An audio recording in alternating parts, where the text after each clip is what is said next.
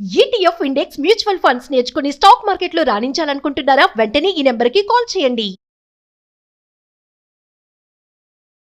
నమస్తే రమ్మగారు. నమస్తే చే రమ్మగారు, మనము అమాయకపు అమ్మాయిలు, అమాయకపు అత్తలు, కోడళ్ళు, తర్వాత మగవారు, ఇలాంటి స్టోరీస్ చెప్పుకుంటాం. కొంచెం నవ్వుగా కూడా ఉంటాయి అవి. అలాంటి కథ ఏదన్నా 1950s కథ ఒకటి చెప్దాం. ఆ. పొట్టిపంతులు గారి చిట్టెమ్మ. బాగుందండి. వినడానికి రైమింగ్గా ఉంది కదా. ఒక ఊళ్ళో ఒక పంతులు గారు ఒక ఆయన ఉండేవాడు. ఆయన భార్య పేరు చిట్టెమ్మ. ఈ పంతులు గారు కొంచెం పొట్టి, పాపం పొట్టిగా ఉండేవాడు, భార్య కంటే పొట్టి. ఆయన పక్కన మరీ పొడుగ్గా కనిపిస్తున్నారని ఆవిడ వంగి వంగి నడిచేది, ఆవిడకి గూళ్ళుని పెట్టేవి, కానీ ఆయన పొడుగ్గా కనపడేవాడు కాదు. ఆయన అసలు ఊళ్ళో అంతా పొట్టి పంతులు గారు అనేవారు. పంతులు గారు మంచివాడే. కాకపోతే ఈ చిట్టెమ్మ గారు ఒక రవ అమాయకురాలు. ఆవిడకి ఏమనిపించేది, అయ్యో మా ఆయన నాకంటే పొట్టిగా ఉన్నాడే, ఏదైనా పాతివ్రత్య మహిమతో ఈయన పొడుగ్గా చేస్తే బాగుండు అనిపించింది. వీళ్ళకి ఇంటికి దగ్గరలో ఎదురింట్లో కొంచెం పక్కగా ఇంట్లో ఐమూలగా ఉన్న ఇంట్లో ఒక దాసుగారు ఉండేవారు. దాసుగారు కథలు అవి చెప్పేవారు, పురాణ కాలక్షేపం చాలా బాగా చెప్పేవారు. ఆయన భార్యతో ఈవిడికి మంచి ఫ్రెండ్షిప్. ఏమండి వదిన గారు, పతివ్రతల కథల్లో భర్తని పొడుగు చేసిన కథలు ఉన్నాయండి ఎక్కడైనాను అని అడిగేది. అడిగితే ఆయన ఏమవుతాడు, ఇంకా ఏమవుతాడు అనేది ఆవిడ. అట్లా ఏమో ఉండదు, అట్లా కాదండి నాకు ఎంతో ఇది పాతివ్రత్యం, మా వారంటే నాకు చాలా గౌరవం, ఏదైనా ఒక ఉపాయం చెప్పండి అంటూ ఉండేది. ఇలా రోజులు గడిచేవి.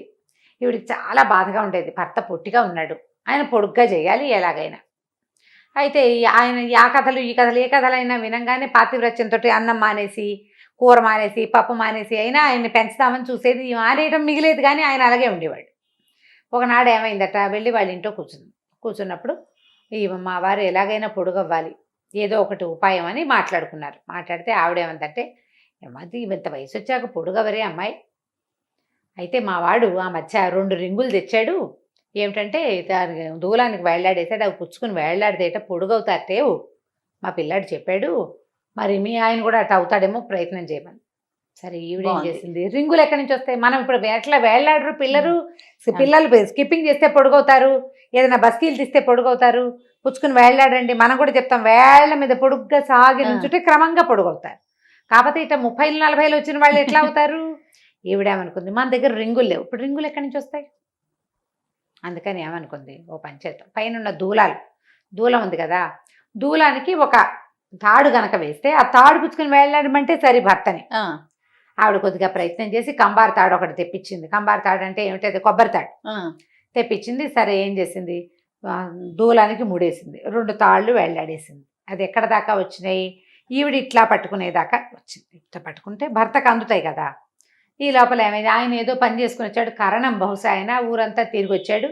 తిరిగి అలసిపోయి ఇంట్లోకి వచ్చేసరికి నట్టింట్లో కిందకి వేళ్లాడుతున్న తాడు కనిపెట్టేసరికి ఏమన్నాడు, ఎవరికి ఊరేయటానికి వెకటవే తాళ్ళు, నీ మొహమండా అన్నాడు. మీకేనండి అంది ఆవిడ. అనగానే ఆయన కొళ్ళు మండిపోయింది. దోసు నీ మొహమండా, నాకు ఊరేసి చంపుతుంటే కాదండి అని ఈవిడ చెప్పబోయే లోపల ఆయనకు అది అర్థం కాల. పైన తాడు గట్టి కిందకి వేళ్లాడేస్తే ఏం చేస్తారు, ఉయ్యాలనుకో కింద దాకా వేయాలి తాడు, ఇక్కడ దాకా ఎట్లా వేశారు, ఇక్కడ దాకా వేసింది ముడేసుకోవటానికి అంతే. దాన్ని ఊరేసి చంపేద్దాం అనుకుంది, పెళ్ళాం అనుకున్నాడు. అక్కడి నుంచి మూలన బడి తీసి చెడామడా కొట్టేసేయడావండి. ఇట్లాంటి పనులు చేస్తావా నువ్వు, మొగుడిని చంపేద్దామని చూస్తున్నావుటే, తాడు సిద్ధంగా పెట్టావు, ఏ రాత్రి నా పీకేసి ఊరేసేద్దామనే కదా. ఆవిడ పాపం అర్థమయ్యేలాగా చెప్దామని చూసింది, తన పాతివ్రత్యం ఆయనకు అర్థం కావట్లేదని ఆవిడ బాధపడింది. చివరికి కుదరలే, తాడు ఓడ తీసేసి అవతల పారేసాడు. చాలా బాధేసింది ఈవిడికి, అయ్యో ఇదేదో ట్రై చేసాం అవ్వలేదని. మళ్ళీ పురాణ కాలక్షేపం వినేది. ఈ పురాణాల్లో వింటే ఏం కనపడేది, ఒకరోజు విన్నది, సావిత్రి సత్యవంతుడి కోసం యమధర్మరాజు వెనకాల నడుచుకుంటూ వెళ్ళిపోయింది. యముడు వెనకాల వెళ్ళి మొగుడిని తెచ్చేసుకుంది ఒక ఆవిడ. ఇంకొక ఆవిడ మొగుడిని బొట్లో పెట్టుకుని ఎక్కడికో తీసుకెళ్ళింది.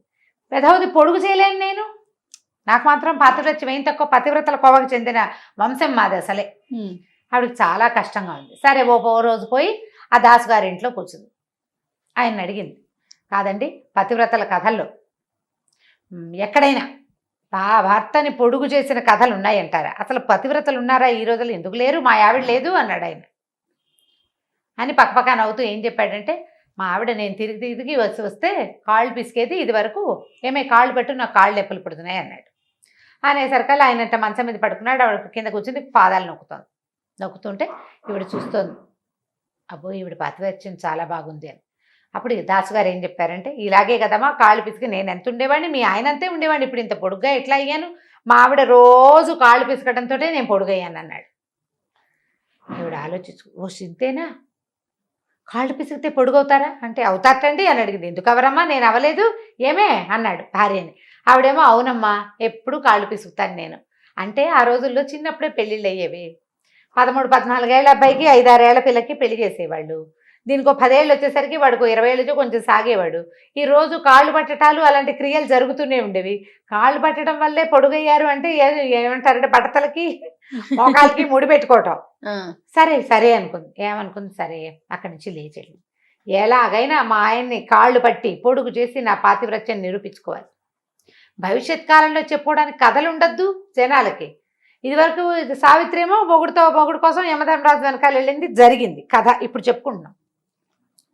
ఆవిడెవరో అసలు దేవతలతోటి పోరాడి మొగుడిని యంగుగా చేసుకుంది, అదో కథ ఇవాళ చెప్పుకుంటాం. రేపు నా కథ చెప్పుకోవాలి. సతీ సులోచన, సతీ అనసూయ ఇవన్నీ చెప్పుకోవట్లా, వాళ్ళందరూ కథలు అవన్నీ ఇప్పుడు చెప్పుకున్నాం. ఇప్పుడు నేను పొడుగు చేసిన కథ రేపు చెప్పుకుంటారు, 4 రోజులు పోయాక, నేను పోయాక ఎలాగైనా ఈ పని చేసేయాలి. సరే లోపలికి వెళ్ళింది. ఆయన అప్పుడే ఎక్కడి నుంచో బయట నుంచి వచ్చి మంచం వాల్చుకు పడుకుని ఉన్నాడు.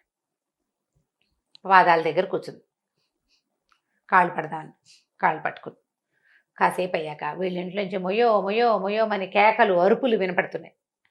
ఆ ఎదురుంట్లో ఉన్న దాసు గారు పెళ్ళాము పరిగెత్తుకొచ్చారు. ఏమిటయ్యా భలేవారి పంతులు, పెళ్ళాన్ని కొడతారటయ్యా ఎవరైనాను అంటే, కొట్టకేం తినండి, ఇది నన్ను చంపేయాలని చూస్తోంది అన్నాడు ఆయన. అదేమిటమ్మా కాళ్ళు పిసుకుతానన్నావు కదా అంటే, నా మెడ పిసికేస్తోందండి ఇది అని గట్టిగా అరిచాడు. అరిచేసరికి ఏమ్మా కాళ్ళు పిసుకమని చెప్పాను కాదుటమ్మా నీకు అంటే, అవునండి కాళ్ళు పిసుకుదామని పాదాల దగ్గర కూర్చుంటే ఈయన పడుకున్నారు కదా, మెళ్ళలో తులసి పేరు కనపడుతుంది ఆయన మెళ్ళలో. ఏదో కాళ్ళు పిసికితేనే ఈయన పొడుగై నాకు పేరు వచ్చేటట్టయితే ఇంత చక్కగా తులసి పేర్లు ధరించి ఉండే వీరి మెడ గనక పిసికితే ఆయన పొడుగు అవుతాడు, నాకు పేరు వస్తుంది, నాకు పాతివ్రత్యం సిద్ధిస్తుందని భావించి మెడ పట్టుకున్నానండి అనేసరికల్లా. ఏదో లేవయ్యా తెలియక చేసింది. ఏం తెలియక చేసిందండి, ఆ మధ్య మా ఆవిడ మీకు తెలీదు పెద్ద తాడేసి కట్టింది నాకు ఊరేయటానికి, ఇది నన్ను చంపేయడానికి చూస్తోందండి అన్నాడు. అనేసరికల్లా తాడు కట్టేవా, రింగులు కాదుటమ్మా నీకు చెప్పాను అని అడిగింది ఎదురుంటే ఆవిడ. మీరు రింగులే చెప్పారండి, మా ఇంట్లో రింగులు లేవు అందుకని తాడేసి కట్టాను, వీరికి అర్థం కాలేదు, నేను చెప్పే లోపల వాళ్ళ నన్ను ఇలాగే తిట్టి కొట్టారండి అని అనేసరికల్లా ఆ వచ్చిన ఆవిడ పక్కింటి ఎదురుంటే ఆవిడ వచ్చింది కదా, ఆవిడంది అది కాదండి పంతులు గారు, మీరు పొట్టిగా ఉన్నారు, పొడుగవ్వాలని మీ ఆవిడ కోరిక, తన పాతివ్రత్యంతో దాన్ని సిద్ధింప చేయాలని ప్రయత్నం చేస్తోంది, రింగులు పుచ్చుకు వేళ్లాడితే సాగుతారని రింగులు బదులు తాళ్ళు కట్టినంటే, ఏమిటండి ఏదో ఒక రోజు నువ్వు బండరాయి తెచ్చి నన్ను ఎత్తిన పడేస్తుంది ఇది, మీరు ఇలాంటి సలహాలు చెప్పబోకుండా నేను వాళ్ళని కేకలేశాడు.